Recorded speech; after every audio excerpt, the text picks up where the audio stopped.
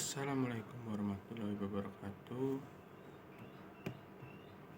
Let me introduce myself. My name is Marcelinus Revan Wilhan, 22nd Management Class, student number 2241102X.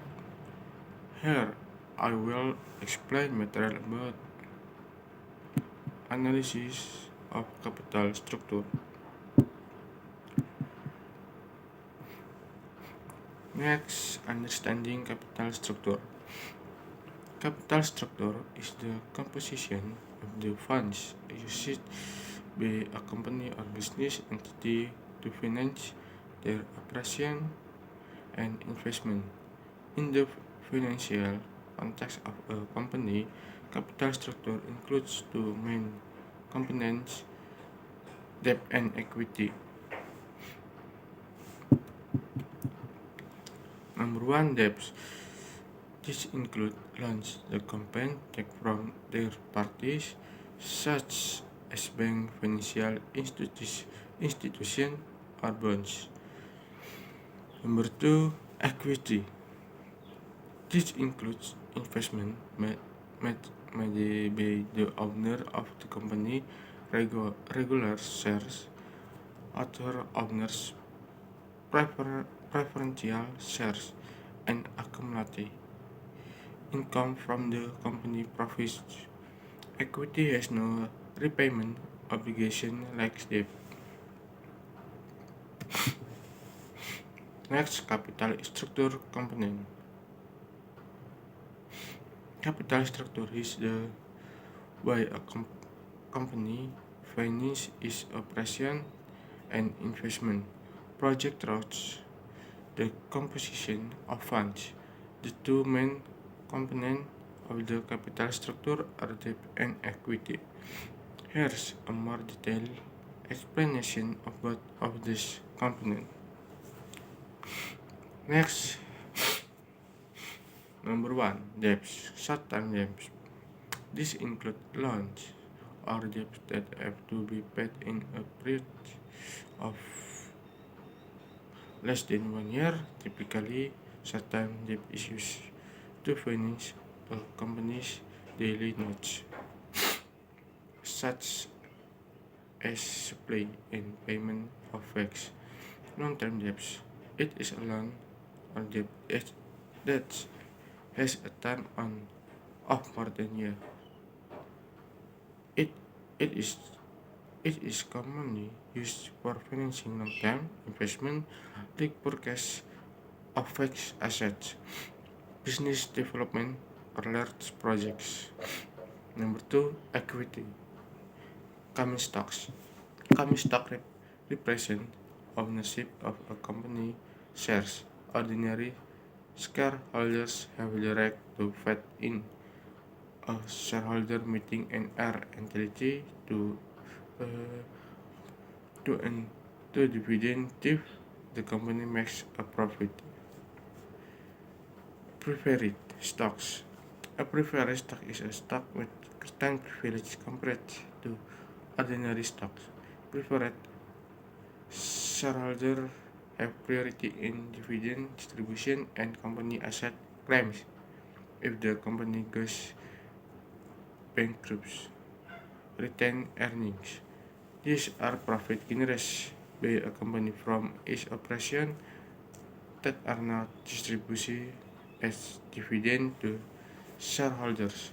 Capital surplus can be used to finance corporate investment, pay off debts, or distribution and dividend in the future. Next, reason to analysis capital structure. Capital structure analysis is an important tool in corporate financial decision making and risk management. It is help companies in planning their fund resource, managing financial risk, and achieving long-term financial goals. Next, benefits of capital structure analysis. Number one, capital cost optimization. Capital structure analysis help companies identify the most economical fund source composition by minimizing capital costs. Companies cash increase the profitability. Number two, increasing company value. The primary objective of capital structure analysis is to increase the value of the company by causing the right capital structure. The company can increase its company's value, which benefits shareholders and owners. Number three, financial flexibility. Capital structure analysis helps companies understand to what extent they can safely use debts. It gives insight to the level of leverage that is acceptable without interfering with financial stability. Next, capital structure component. Number one, debts, short-term debts. This are debt that has to be distributed in the period of less than 1 year. Typically, short-term debt is used to finance a company daily needs, such as payment of salaries or short-term settlement of debt. Long-term debts, a long-term obligation is an obligation that has a term of more than a year. Usually long-term debts are used to fund long-term investment like purchase of fixed asset, business expansion, or large project equity. Common stock. Common stock represents the ownership of the company shared by the ordinary shareholder.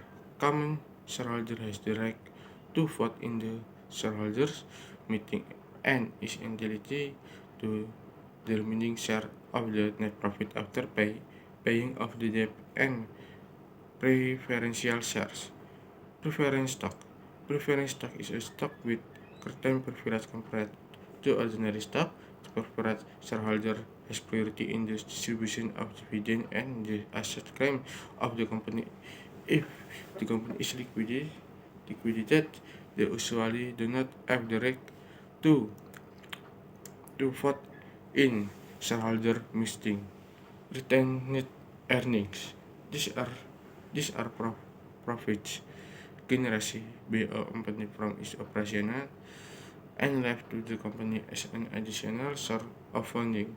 Capital surplus can be used to finance investment or used in company emergencies. The combination of debt and equity in the capital structure of a company can vary depending on the purpose, financial policy, risk policy, market condition, and the investment the needs of the company. The primary objective is to balance that allow companies to finance operation and investment in the most efficient way, manage financial risk well, and increase the company's value to shareholders. Number two, equity. Common stock. Common stock represent the ownership of the company shares by the ordinary shareholder. Common shareholder has the right to vote in the shareholders meeting and is entitled to the remaining share of the net profit after paying off the debts and preferential shares. Preferential stocks. A preferred stock is stock with certain privilege compared to ordinary stock. The preferred shareholder has priority in the distribution of dividend and in the asset claims of the company. If the company is liquidated, they usually do not have the right to vote in shareholders meetings. Retained earnings. These are profit generated by a company from its operation and left to company as an additional source of funding. Next, financial ratio relates to capital structure. There are several financial ratios associated with the corporate capital structure that help in assessing how well well a company manages and utilizes debt and equity. Some of the ratios include: number one, debt to equity ratio. Formula formula total debts, total equity description. This ratio measures the extent to which a company relies on debt versus equity. The higher the greater the proportion of debt in the capital structure, which can increase in financial risk of a company. Number two, debt ratio. Formula debt ratio: total debts, total asset description. This ratio shows how much the total asset funded by the debts. The higher the ratio, the greater the proportion of asset financed by the debts. Number three, equity ratio. Formula equity ratio sama dengan total equity, total asset description. The equity ratio is the opposite of the debt ratio.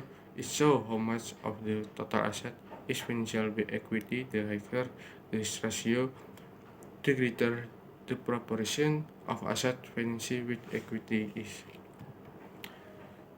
Conclusion.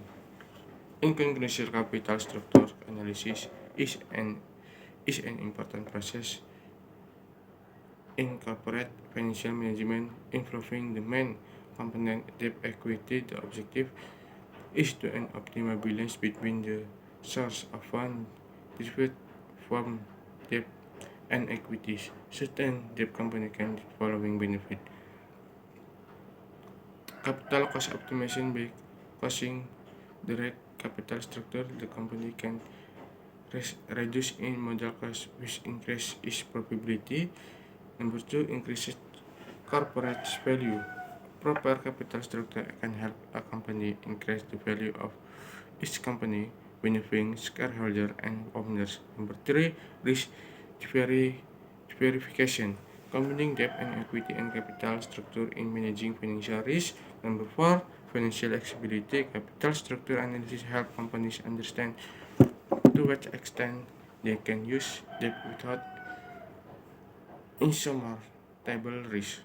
And five is investment decision making. Capital structure analysis help determine how new investment project and business project and funds. Number six, regulation. Companies must abide by rules and regulation related to the capital structure. Number seven, liquidity management. A good capital structure helps in the management of liquidity and the ability of the company meet financial obligations. Number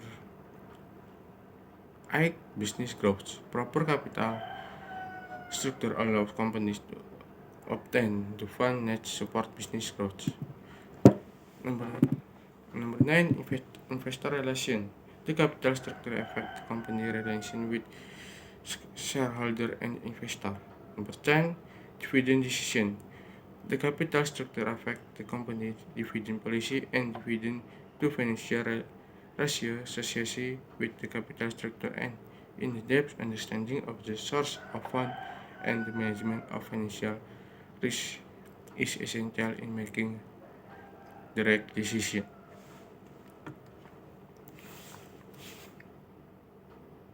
Yeah, I can explain that. Thank you. Wassalamualaikum warahmatullahi wabarakatuh.